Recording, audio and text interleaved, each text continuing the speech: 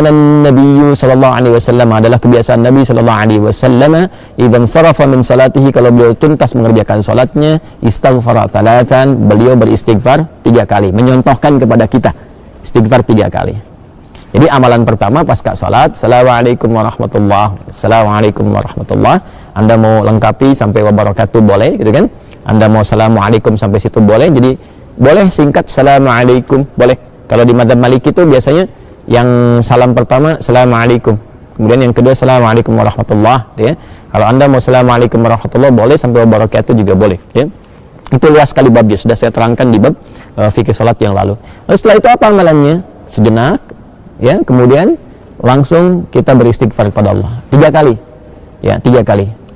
Yang paling singkat, yang paling pendek tadi dikonfirmasi di syarah, gitu kan, bagaimana bacaannya? Maka Nabi pernah menyontohkan yang paling singkatnya astagfirullah, astagfirullah, astagfirullah. Itu yang paling singkatnya.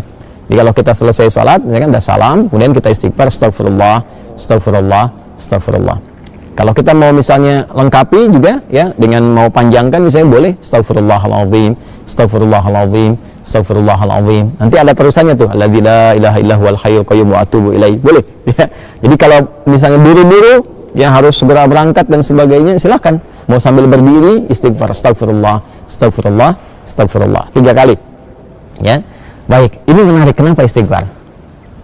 Kenapa bukan langsung tasbih, subhanallah, ya kan, tahmid, alhamdulillah, Allahu akbar? Kenapa istighfar dimulai? Masih ingat teman-teman? Ya, kalau kita sambungkan ke awal tadi, idealnya dan seharusnya saat sholat itu kan terhubung dengan Allah, kan? Saat sholat itu harusnya khusyuk, kan? Terhubung dengan Allah, nyambung kita. Tapi ada bagian-bagian dalam sholat yang kadang-kadang nggak terhubung dengan Allah. Bahkan dimulai dari takbir pun kadang-kadang sedang nggak nyambung, ya, tahu-tahu udah waladolin gitu kan. Padahal lagi baru takbir tuh, ya, tahu-tahu baru sadar udah waladolin kan, amin tuh, ya. Nah, itu sesuatu yang kurang dan akan dilengkapi. Maka ketika akan melengkapi, adab pertama kita minta ampun dulu sama Allah. Seakan-akan kita mengatakan begini, ya Allah, ampuni hamba yang seharusnya tadi dalam sholat, ya, hamba bisa maksimal terhubung denganmu, tapi ada bagian-bagian tertentu yang kurang maksimal. Maka sebagai adab kita istighfar, astagfirullah, ya Allah saya minta ampun, ya Allah saya minta ampun. Ini kaitan dengan sholatnya, ya, ini kaitan dengan sholatnya. Ini bagian yang pertama. Baik, yang kedua ada kaitan juga nanti dengan pembuka kedoa. Pembuka kedoa, karena doa ini doa yang terbaik itu salah satunya adalah doa yang dimulai dengan istighfar. Doa yang dimulai dengan istighfar, karena doa itu spiritnya begini, doa itu kan permohonan yang paling suci, bersih. Nah, akan sampainya kepada Allah yang maha suci. Sedangkan sifat Allah dalam menerima doa disebutkan oleh Nabi, innallaha thayyibun la yaqbalu illa thayyiba. Allah itu maha baik, maha suci, tidak menerima kecuali yang baik-baik saja. Ya, maka permohonan yang baik itu akan sampai kepada Allah yang maha baik jika hatinya baik dan jika dirinya baik. Makanya ada orang-orang yang ketika bermohon kepada Allah, dicontohkan oleh Nabi, dulu ada orang-orang, Nabi, saya katakan langsung hadis Nabi saja, ya.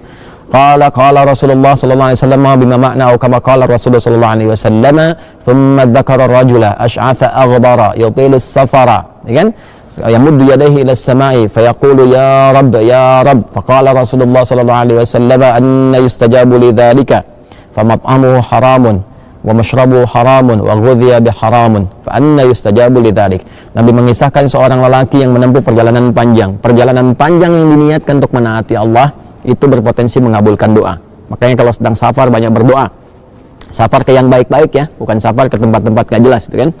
Kemudian setelah itu sampai di situ dia mengangkat tangannya. Orang yang mengangkat tangan untuk berdoa, kata Nabi, innallaha hayyun karibun. Sungguh Allah itu sangat maha mulia dan sangat maha memahami, ya, keadaan hambanya. Ya, maka ketika hambanya mengangkat tangannya, sulit, ya, untuk tidak terkabul doanya. Cepat bagi Allah mengabulkan doa. Demikian terjemah bebasnya kurang lebih seperti itu.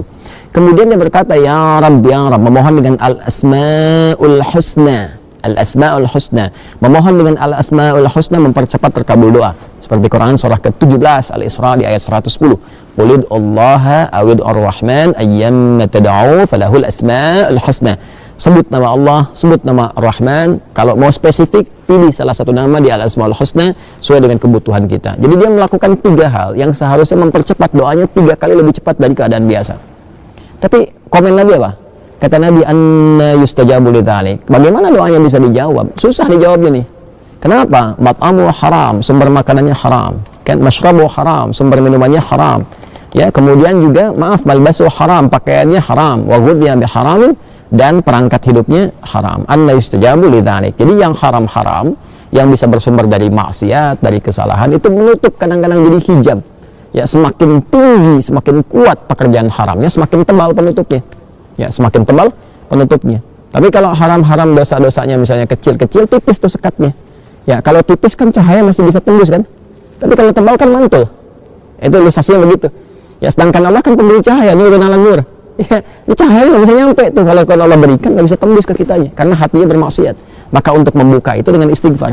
Astagfirullah, astagfirullah, astagfirullah. Makanya kalau orang rajin istighfar tuh, dulu saya pernah ceritakan kan, dan viral juga kisah ini ya di berbagai kesempatan. Orang rajin istighfar itu kadang-kadang belum minta, Allah sudah kabulkan. Saya tidak harus mengulang tentang kisah tukang roti ya dan sebagainya gitu. Tapi itu indah sekali, latihan deh, latihan. Sampai istighfar itu di kebiasaan, bukan hanya pasca salat. Ya, di jalan bisa istighfar, duduk di mobil bisa istighfar. Ya, kemudian kita kadang merenung bisa istighfar. Itu kalau sudah menyatu dengan kepribadian kita, masya Allah, enak itu, enak, tenang, nyaman. Latihannya salat. Jadi istighfar memberikan fungsi sebagai adab permohonan ampunan kepada Allah karena mungkin tadi tidak sempurna dalam salat, ya kan? Lalu dengan kasih Allah itu diberikan pemaafan dan disempurnakan. Lalu yang kedua, pembuka untuk menyampaikan permohonan dalam doa kepada Allah yang barangkali karena kondisi tidak terkoneksi tadi, ya belum mampu, ya kita menyampaikannya sehingga tidak terjawab dengan maksimal, ya kan? Ya, karena itulah setelah sholat kita beristighfar, pembuka itu dicerahkan dulu hatinya, ditenangkan, lalu memohon. Makanya orang kalau udah istighfar, mintanya itu, apalagi kalau air matanya mengalir, doanya lebih khusyuk dipanjatkan dibandingkan dengan langsung berdoa begitu saja. Nggak percaya silahkan Anda cek tuh. Ya, ingat dosanya apa, ini apa, ngalir air mata minta itu seketika itu cepat sentuhannya ke jiwa. Nah, karena itu nanti bab doanya terletaknya setelah itu.